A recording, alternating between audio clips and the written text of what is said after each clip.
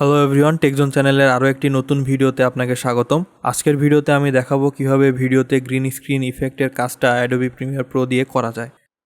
Normally green স্ক্রিনের জন্য সবাই নিজেদের ক্যাপচার করা ভিডিও ক্লিপের ব্যাকগ্রাউন্ড রিমুভালের কাজটা করে থাকি, কিন্তু আমি এখানে ব্যাকগ্রাউন্ড আর গ্রিন স্ক্রিন ক্লিপ দুইটাই স্যাম্পল ভিডিও হিসেবে নিয়েছি শুধুমাত্র কাজটা বোঝানোর জন্য। তাহলে চলুন মূল ভিডিওতে যাওয়া যাক।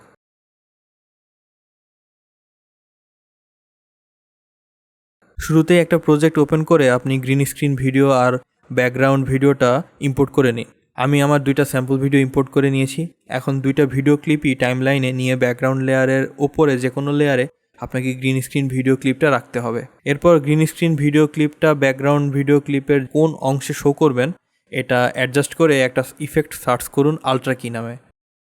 এখন এই আল্ট্রা কিটা ড্র্যাগ করে গ্রিন স্ক্রিন ভিডিও ক্লিপটায় অ্যাড করে দিন। এবার ইফেক্ট কন্ট্রোল প্যানেলে গিয়ে আল্ট্রা কি এক্সপ্যান্ড করুন। দেখেন ওখানে কি কালার নামে একটা অপশন পাবেন। ড্রপ আইকনটায় ক্লিক করে আপনার গ্রিন স্ক্রিন ভিডিও ক্লিপের গ্রিন কালার অংশটায় ক্লিক করুন। দেখবেন গ্রিন অংশটা রিমুভ হয়ে গেছে। এখন আপনি আপনার মতো করে ব্যাকগ্রাউন্ডের ভিডিওর সাথে গ্রিন স্ক্রিন ভিডিও ক্লিপটার পজিশন অ্যাডজাস্টমেন্ট বা মেইন কন্টেন্টের সাইজ বা কালার অ্যাডজাস্ট করে নিতে পারেন।